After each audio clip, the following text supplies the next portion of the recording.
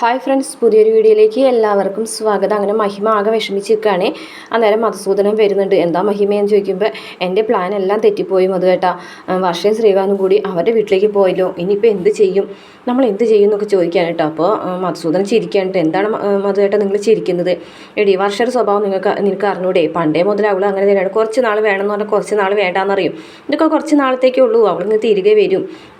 അപ്പോൾ ഇനിയിപ്പോൾ സച്ചിയും അതുപോലെ തന്നെ റോഷനും കൂടി ചേർന്നിട്ടുള്ള പ്ലാൻ ആയിരിക്കും അത്.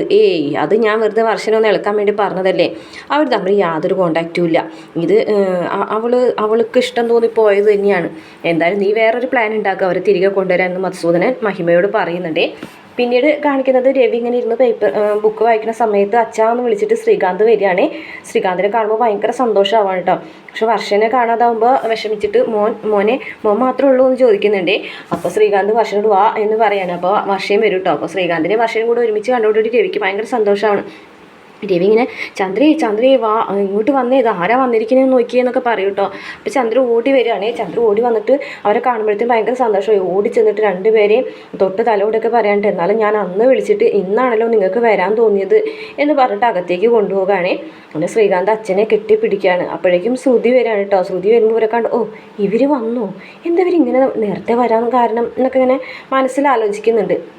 അങ്ങനെ രേവതി ഓടി വരികയാണ് കേട്ടോ. വർഷേ സുഖമാണോ ചോദിക്കും. രേവതി ചേച്ചി എന്ന് പറഞ്ഞിട്ട് രേവതിനെ അങ്ങ് കെട്ടിപ്പിടിക്കുകയാണ് കേട്ടോ വർഷ. ഇത് കണ്ടിട്ട് ചന്ദ്രയ്ക്ക് ഒട്ടും ഇഷ്ടപ്പെടുന്നു. ചന്ദ്രൻ മുഖം അങ്ങോട്ട് തിരിഞ്ഞ് നിൽക്കുന്നുണ്ട്. ശ്രുതിയാണെന്നുണ്ടെങ്കിൽ ആകെ ദേഷ്യപ്പെട്ട് തന്നെ വിഷമിച്ചും ആകെ ചമ്മിയ പോലെ നിൽക്കുകയാണ് കേട്ടോ. എന്നിട്ട് പറയും, ഇനിയിപ്പോൾ ഇവള് വന്നതുകൊണ്ട് ഇനി ആൻറ്റിക്ക് എന്നെ വേണ്ടാതാവും, എന്നെ സൈഡാക്കും, ഇവള് മാത്രം മതിയാവും ആൻറ്റിക്ക് എന്നൊക്കെ ശ്രുതി മനസ്സിൽ ആലോചിക്കുന്നുണ്ട്. അപ്പോൾ അങ്ങനെ എല്ലാവരും കൂടെ സംസാരിക്കാൻ കേട്ടോ. സച്ചിയും ശ്രുതിയൊക്കെ വരും കേട്ടോ. ശ്രുതി വന്നിട്ട് ശ്രീകാന്തിനോട് ചോദിക്കുന്നത്, നീ എന്തിനാടാ റെസ്റ്റോറൻറ്റിലായ ഒരു റൂമിൽ ചെന്ന് കിടന്നത്? നിനക്ക് ഇത്രയും വലിയൊരു വീടില്ലേ, നീ എന്തിനാണ് അവിടെ കിടന്നതെന്നൊക്കെ ചോദിക്കുകയാണേ. അങ്ങനെ വർഷയും ചന്ദ്രയും എല്ലാവരും കൂടിയിട്ട് ഇങ്ങനെ വന്നതിൻ്റെ കാര്യങ്ങൾ ചോദിക്കാൻ കേട്ടോ. അപ്പോൾ ശ്രുതി പറഞ്ഞു, നിങ്ങൾ വന്നോ, ഞാൻ വിചാരിച്ച് നിങ്ങൾ വരില്ല എന്ന്. അപ്പോൾ വർഷ ചോദിക്കും, ഞങ്ങൾ ഒട്ടും വരില്ല എന്നാണോ ശ്രുതി ചേച്ചി വിചാരിച്ചതെന്ന് ചോദിക്കട്ടെ. അതല്ല, ഇത്ര പെട്ടെന്ന് വരില്ല എന്ന് ഞാൻ വിചാരിച്ചു എന്ന് പറയട്ടോ. അങ്ങനെ ശ്രുതിയായിട്ട് ഇതൊന്നും പിടിച്ചെന്ന് പറഞ്ഞിട്ട് ആ കേക്കിൻ്റെ കവർ കൊടുക്കണം. സച്ചിയായിട്ട് ഇതൊക്കെ ഒന്ന് ഒതുക്കിയെന്ന് പറഞ്ഞിട്ടോ പറയൂട്ടോ ശ്രീകാന്ത്. അപ്പോൾ സച്ചി ആ ഭാഗമൊക്കെ ഒതുക്കും. ഇതെന്താ മോളെ കേക്ക് എന്ന് ചോദിക്കാൻ കേട്ടോ രവി. അപ്പോൾ പറയും, ഇത് എന്തായാലും നമ്മളെ വർഷ വാങ്ങിച്ചതാണ്, വർഷയ്ക്ക് റീസൺ അറിയുള്ളൂ എന്ന് പറയട്ടോ. അപ്പോൾ സച്ചി ചോദിക്കുന്നുണ്ട്, അപ്പോൾ നിനക്കറിയില്ലേ ഇതിൻ്റെ റീസൺ എന്താണെന്ന്? അപ്പോൾ ചന്ദ്ര പറയുന്നുണ്ട്, അല്ല ബർത്ത്ഡേക്കൊക്കെ അല്ലേ മോളെ സെലിബ്രേറ്റ് ചെയ്യുക, ഇതെന്തിനാ ഈ കേക്കൊക്കെ മേടിച്ചത് എന്ന് പറയട്ടോ. അപ്പോൾ അതൊക്കെ ഉണ്ട്, ഒരാഘോഷം നമുക്കിവിടെ നടത്താമെന്ന് പറയട്ടോ. അപ്പോൾ ശ്രുതി പറയാണ്, അല്ല എന്നാലും സച്ചി ഇത്രയും വലിയൊരു ചതി ചെയ്തിട്ട് ഇങ്ങോട്ട് തിരിച്ചു വരുമെന്ന് ഞാൻ വിചാരിച്ചില്ല. എന്തായാലും സച്ചി ചെയ്തത് ശരിയല്ല, വർഷയുടെ അച്ഛനെ അടിച്ചത് ഒരിക്കലും ശരിയായിട്ടുള്ള കാര്യമല്ല എന്നൊക്കെ പറഞ്ഞിട്ട് ഒന്നും കൂടെ ഒന്ന് ഇളക്കാൻ നോക്കുന്നുണ്ട് കേട്ടോ വർഷനെ. അപ്പോൾ വർഷ പറയാണ് കേട്ടോ, അതെ ശ്രുതി ഇതൊക്കെ പറയുമെന്ന് വിചാരിച്ചിട്ട് എൻ്റെ മനസ്സ് മാറൊന്നുമില്ല കേട്ടോ, ഞാനിങ്ങോട്ട് മനസ്സറിഞ്ഞ് വന്നത് തന്നെയാണ്. സച്ചേട്ടനോട് അല്ല സച്ചിനോട് നിനക്ക് വെറുപ്പൊന്നുമില്ല ചോദിക്കുന്നു കേട്ടോ. ഞാൻ ശ്രുതി ചേച്ചി ഇങ്ങനെ പറയുന്നത് വിചാരിച്ച് സച്ചേട്ടനെ ഞാൻ വെറുക്കാനൊന്നും പോകുന്നില്ല എന്ന് പറയുകയാണേ. ശ്രുതി ആകെ ചമ്മി പോകും കേട്ടോ. അപ്പോൾ സച്ചി പറയുന്നുണ്ട്, അതേ പൗഡറായിട്ട് ഒന്ന് എറിഞ്ഞു നോക്കിയതാ, പക്ഷേ ചീറ്റിപ്പോയി എന്ന് പറഞ്ഞിട്ട് രേവതി വീട്ടിലിങ്ങനെ പറയുകയാണേ.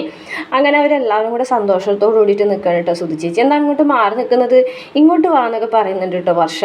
അപ്പോൾ രവിയാണെന്ന് പറയുമ്പോളെ മോള് ചെയ്തത് വളരെ വലിയ കാര്യമാണ്. അങ്കിൾ കഴിഞ്ഞതൊക്കെ കഴിഞ്ഞു പോയി, ഇനി നമ്മൾ അതിനെക്കുറിച്ചൊന്നും ആലോചിക്കേണ്ട, പാസ്റ്റ് ഈസ് പാസ്റ്റ് എന്ന് പറഞ്ഞിട്ട്. അതെ, ഒരു ബുക്ക് പോലെയാണ് ജീവിതം, എഴുതി നമുക്ക് താല്പര്യം ഉണ്ടെങ്കിൽ വായിക്കാൻ കഴിഞ്ഞു പോയ കഥകൾ, അല്ലാന്നുണ്ടെങ്കിൽ വായിക്കേണ്ട എന്ന് പറയട്ടോ. എന്തായാലും ഈ കേക്കൊക്കെ മേടിച്ച് മോള് വന്നല്ലോ, നമുക്കിത് സെലിബ്രേറ്റ് ചെയ്യാമെന്നൊക്കെ പറയുകയാണേ. അപ്പോൾ സെലിബ്രേറ്റ് ചെയ്യുമ്പോൾ പാട്ടൊക്കെ പാടുമല്ലോ, കേക്ക് കട്ട് ചെയ്യുമ്പോൾ, അങ്ങനെ എന്തെങ്കിലും പാടണോ എന്ന് സച്ചി ചോദിക്കുകയെ. അപ്പോൾ രേവതി പറയുന്നുണ്ട്, അതെ പാട്ട് ഈ കേക്കൊക്കെ കട്ട് ചെയ്തതിന് ശേഷം സച്ചിയേട്ടൻ മുറി ചെന്നിട്ട് ഒറ്റയ്ക്ക് പാടിയാൽ മതി എന്ന് പറയട്ടോ. അങ്ങനെ കട്ട് ചെയ്തിട്ട് പരസ്പരം അങ്ങോട്ടും ഇങ്ങോട്ടൊക്കെ കൊടുക്കാൻ കേട്ടോ. സച്ചിയുടെ കയ്യിൽ കൊടുത്ത് രേവതിക്കും കൊടുപ്പിക്കും, രേവതി കയ്യിൽ കൊടുത്ത് സച്ചിക്കും കൊടുപ്പിക്കും. ഇതൊന്നും ചന്ദ്രയ്ക്ക് ഒട്ടും ഇഷ്ടപ്പെടുന്നില്ല കേട്ടോ. സച്ചിയുടെ കയ്യിൽ കേക്കൊക്കെ വർഷ തന്നെ കൊണ്ടു കൊടുക്കുമ്പോൾ ചന്ദ്രയാണെന്ന് വെച്ചാൽ മുഖത്ത് ദേഷ്യം പിടിച്ചിങ്ങനെ നിൽക്കുകയാണ് കേട്ടോ. അതിനുശേഷം ചന്ദ്രയുടെ കൈ കൊണ്ട് കൊടുക്കും. ചന്ദ്രയുടെ കൈ കൊടുത്തിട്ട് രവിക്ക് കൊടുക്കാൻ പറയും കേട്ടോ. അപ്പോൾ രവി ഇതൊക്കെ വേണോ മോളെ, വേണോ അങ്കിൾ, ഉറപ്പായിട്ടും വേണമെന്ന് പറഞ്ഞിട്ട് കൊണ്ടു കൊടുക്കാൻ കേട്ടോ. അപ്പോൾ രവി പറയും, എന്തായാലും എനിക്കിതൊക്കെ കാണുമ്പോൾ ഭയങ്കര സന്തോഷമുണ്ട് മോളെ, മോളെടുത്ത തീരുമാനം വളരെ നല്ല തീരുമാനമാണെന്നൊക്കെ പറയും കേട്ടോ. അപ്പോൾ എന്തായാലും എൻ്റെ വാക്ക് കേട്ടിട്ട് മോളിങ്ങോട്ട് വന്നല്ലോ എന്ന് ചന്ദ്ര പറയുന്നുണ്ട് കേട്ടോ. അപ്പോൾ ചന്ദ്രനോട് വർഷ പറയും ഞങ്ങളിങ്ങോട്ട് വരാൻ വേറെ ചില ആൾക്കാരും കാരണക്കാരായിട്ടുണ്ട് എന്ന് പറയും. അപ്പോൾ ചന്ദ്രയുടെ മുഖം അങ്ങ് മങ്ങൂട്ടോ. ചന്ദ്രൻ കുമ്പിട്ട് നിൽക്കുമ്പോൾ ചന്ദ്രയ്ക്ക് മനസ്സിലായി സച്ചിനെ രേവതിനാണ് പറഞ്ഞതെന്ന്. അപ്പോൾ രേവതി പറഞ്ഞു ആര് കാരണമായാലും നിങ്ങൾ രണ്ടുപേരും വന്നല്ലോ, നിങ്ങൾക്ക് എന്താ വേണ്ടത് കഴിക്കാൻ രാത്രി ഞാൻ ഉണ്ടാക്കിത്തരാം എന്ന് പറയുമ്പോൾ വേണ്ട, ഇന്ന് എന്തായാലും ഭക്ഷണം പുറത്തുനിന്ന് ഓർഡർ ചെയ്താൽ മതി, എല്ലാവർക്കും വേണ്ടി ഞാൻ നല്ലൊരു റെസ്റ്റോറൻറ്റിൽ നിന്ന് ഓർഡർ ചെയ്തിട്ടുണ്ട്. അതെന്താ നീ നല്ലൊരു റെസ്റ്റോറൻറ്റിൽ നിന്ന് ഓർഡർ ചെയ്തെന്ന് പറയുന്നത്? അപ്പോൾ എൻ്റെ റെസ്റ്റോറൻറ്റ് നല്ലതല്ലേ? ആ ശരി എന്ന് പറഞ്ഞിട്ട് വർഷവാ നമുക്കൊന്ന് പോയിട്ട് ഫ്രഷ് ആയിട്ട് വരാം. അപ്പോൾ രേവതി ആണെന്നുണ്ടെങ്കിൽ അതൊക്കെ കേക്കൊക്കെ എടുത്തുകൊണ്ട് വെക്കുന്നുണ്ട് കേട്ടോ. അപ്പോൾ ചന്ദ്രൻ്റെ മുഖത്ത് സന്തോഷമൊന്നുമില്ല. എന്താ ചന്ദ്രൻ എന്ന് രവി ചോദിക്കുമ്പോൾ അല്ല ഞാൻ പറഞ്ഞത് കാരണമല്ലല്ലോ അവർ വന്നത്, സച്ചിൻ രവിയും കാരണം അവർ വന്നത് എന്ന് രവി പറയും. ഇനിയിപ്പോൾ നീ മിണ്ടാതിരിക്കുക, അവർ വന്നല്ലോ എന്ന് പറഞ്ഞിട്ട് രവി അവിടെ നിന്ന് പോകും. അതേസമയം ശ്രുതിയും ശ്രീകാന്തും കൂടി മുകളിൽ സംസാരിച്ചുകൊണ്ടിരിക്കുകയാണ് കേട്ടോ. കല്യാണം കഴിഞ്ഞ കാര്യങ്ങളെക്കുറിച്ച് സംസാരിച്ചിരിക്കുകയാണ്. അപ്പോൾ നിൻ്റെ അമ്മായിച്ചൻ എങ്ങനെയാണ്, നിന്നോട് ദേഷ്യമുണ്ട്? അവർക്ക് എന്നോട് സ്നേഹം തന്നെയാണ്. എനിക്കും ഉണ്ട് ഒരു അമ്മായിച്ചൻ, ഒരു ഗതിയും ഇല്ല. ഇപ്പോൾ ചേട്ടൻ്റെ അമ്മായിച്ചൻ ജയിലിലല്ല? ഇപ്പോൾ ജയിലിലാണ്. ജയിലിൽ വന്നാലല്ലേ എനിക്ക് എന്തെങ്കിലുമൊക്കെ കിട്ടുള്ളൂ എന്ന് പറയട്ടോ. അപ്പോൾ ശ്രീകാന്ത് പറയും ഈ വിവാഹം പ്രണയമൊക്കെ വേറെ വേറെയാണല്ലേ, ഞാൻ ലൈഫ് വിചാരിച്ചത് പോലും എന്നല്ല നടക്കുന്നത്. എന്താ നിങ്ങൾ തമ്മിൽ എന്തെങ്കിലും പ്രശ്നമുണ്ടോ? ഞങ്ങൾ തമ്മിൽ പ്രശ്നമൊന്നുമില്ല, കല്യാണം കഴിച്ചത് വെറുതെ ആയിന്ന് ഏട്ടന് തോന്നിയിട്ടുണ്ടോ എന്ന് ചോദിക്കാൻ കേട്ടോ ശ്രുതിനോട് ശ്രീകാന്ത്. അപ്പോഴേക്ക് സച്ചി വരാണ്. കല്യാണം കഴിക്കുന്നതിന് മുമ്പ് ആൾക്കാർ കല്യാണം വേണം എന്ന് പറയും. കല്യാണം കഴിച്ചതിന് ശേഷം പ്രശ്നങ്ങൾ വേണ്ട എന്ന് തോന്നുന്നു എന്നൊക്കെ പറയുകയാണെ. സച്ചിയാണ് അങ്ങനെ തോന്നിയിട്ടുണ്ടോ എന്ന് ചോദിക്കും. അപ്പോൾ ചിലപ്പോൾ രവതി നേരി തല്ലടിക്കുമ്പോൾ തോന്നിയിട്ടുണ്ട്, തല്ലടിക്കാത്തപ്പോൾ തോന്നാറില്ല എന്ന് പറയാം കേട്ടോ. അപ്പോൾ നിനക്കെന്താ ജീവിതം ഇപ്പം മടുത്തു തുടങ്ങിയോ? മടുത്തൊന്നും തുടങ്ങിയിട്ടില്ല, പക്ഷെ ഞാൻ വിചാരിക്കുന്ന രീതിയിലൊന്നുമല്ല ലൈഫ് പോണത് എന്ന് പറയാം കേട്ടോ. അപ്പോൾ പിന്നെ ഭാര്യനെ നീ എന്തായാലും ചെയ്തത് തെറ്റ് തന്നെയാണ്. ഞാൻ ഇത്ര സമയം നിൻ്റെ അടുത്ത് വന്ന് വിളിച്ചിട്ട് വന്നില്ല, നിൻ്റെ ഭാര്യ പറഞ്ഞപ്പോഴല്ലേ വന്നത്, ഭാര്യയുടെ വാക്ക് കേൾക്കാൻ തുടങ്ങിയില്ലേ നീ ചോദിക്കും കേട്ടോ. അപ്പോൾ ശ്രീകാന്ത് പറയും അത് ശരിയാണ്, മറ്റുള്ളവരുടെ മുന്നിലൊക്കെ നമുക്ക് എന്തെങ്കിലും പറഞ്ഞു പിടിച്ച് നിൽക്കാം, പക്ഷേ ഭാര്യനോട് മാത്രം എതിർത്ത് പറയാൻ പറ്റുന്നില്ല. അപ്പോൾ ശ്രുതി ഇങ്ങനെ തിരിഞ്ഞ് അത് ശരിയാണ്, ഞാനും അങ്ങനെ തന്നെയാണ് എന്ന് പറയട്ടോ.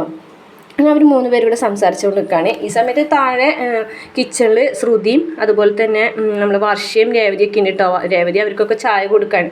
അപ്പോൾ വർഷ പറയുന്നുണ്ട് നമ്മളിങ്ങനെ നൈറ്റിൽ ചായ കുടിക്കുന്നത് ഒരു ശീലമായിട്ടുണ്ട്, മാറിയില്ല രേവതി ചേച്ചി എന്ന് പറയും കേട്ടോ. അപ്പോൾ എന്താ ശ്രീകാന്തിനായിട്ട് എന്തെങ്കിലും പ്രശ്നമുണ്ടോ എന്ന് ചോദിക്കും കേട്ടോ രേവതി. പ്രശ്നമൊന്നുമില്ല, അവർ 2 പേരും കൂടെ ശ്രുതിച്ചേട്ടനായിട്ട് മുകളിൽ നിന്ന് വർത്താനം പറയുന്നുണ്ട്. ബാൽക്കണിയിലുണ്ട് അവർ 2 പേരും എന്ന് പറയുകയാണെ. അപ്പോൾ ശ്രുതിയാണെന്നുണ്ടെങ്കിൽ ഇങ്ങനെ നോക്കി നിൽക്കാനായിട്ട് ഒരു 2 സംസാരിക്കുന്നത്. അപ്പോൾ രേവതി പറയുന്നുണ്ട് എന്തായാലും വർഷ വന്നല്ലോ, വർഷ വരുന്നത് വരെ ഇവിടെ ഒരു സുഖം ഉണ്ടായിരുന്നില്ല എന്നൊക്കെ പറയും കേട്ടോ. അപ്പോൾ ശ്രുതി പറയും എന്തായാലും വർഷ വരുന്നു ഞാൻ വിചാരിച്ചില്ല, എന്താ ശ്രുതി ചേച്ചിക്ക് ഇഷ്ടമായില്ലേ ഞാൻ വന്നത്? അങ്ങനെയല്ല, സച്ചി ചെയ്തത് വലിയ തെറ്റ് തന്നെയാണല്ലോ. അപ്പോൾ സച്ചിയോട് ഒരു ദേഷ്യമില്ലേ ശ്രുതിക്ക് എന്ന് ചോദിക്കുകയാണ് കേട്ടോ. ശ്രുതിക്കെന്നല്ല വർഷയ്ക്കെന്ന് ശ്രുതി ചോദിക്കുകയാണ് കേട്ടോ. അപ്പോൾ രേവതി ചോദിക്കുക എന്താ സച്ചിയേട്ടനോട് വർഷയ്ക്ക് ദേഷ്യമില്ലാത്തതുകൊണ്ട് ശ്രുതിക്ക് എന്തെങ്കിലും കുഴപ്പമുണ്ടോ? വെറുതെ കുത്തിത്തിരിപ്പ് ഉണ്ടാക്കല്ലേ കേട്ടോ ശ്രുതി എന്ന് പറയാൻ കേട്ടോ. അപ്പോൾ ശ്രുതിനെ ഞെട്ടിയിട്ട് രേവതിനെ നോക്കുകയാണ്. അപ്പോൾ വർഷ പറയുന്നുണ്ട് എന്തായാലും സച്ചിയേട്ടൻ ചെയ്തത് തെറ്റ് തന്നെയാണ്, പക്ഷേ എൻ്റെ അച്ഛനും ചെയ്തത് തെറ്റാണ്. അപ്പോൾ ശ്രുതി പറഞ്ഞു ഞാൻ വിചാരിച്ചു സച്ചി വന്ന് നിൻ്റെ വീട്ടിൽ വന്ന് അച്ഛനോട് മാപ്പ് പറയുന്നു. അപ്പോൾ പറഞ്ഞാൽ സച്ചിയേട്ടൻ എന്തിനാ മാപ്പ് പറയുന്നത്? വർഷരച്ഛൻ തെറ്റ് ചെയ്തിട്ടില്ലേ, വർഷരച്ഛൻ എന്നോട് വന്ന് മാപ്പ് പറഞ്ഞില്ലല്ലോ എന്ന് രേവതി ചോദിക്കുകയാണ് കേട്ടോ. അപ്പോൾ വർഷ പറയുന്നത് അത് ശരിയാണ്, രേവതി ചേച്ചിനോട് അച്ഛൻ മാപ്പ് ചോദിക്കേണ്ടത് തന്നെയാണ്, 2 പേരും തെറ്റുകാർ തന്നെയാണ് എന്ന് കാണിച്ചുകൊണ്ടാണ് ഇന്നത്തെ എപ്പിസോഡ് അവസാനം.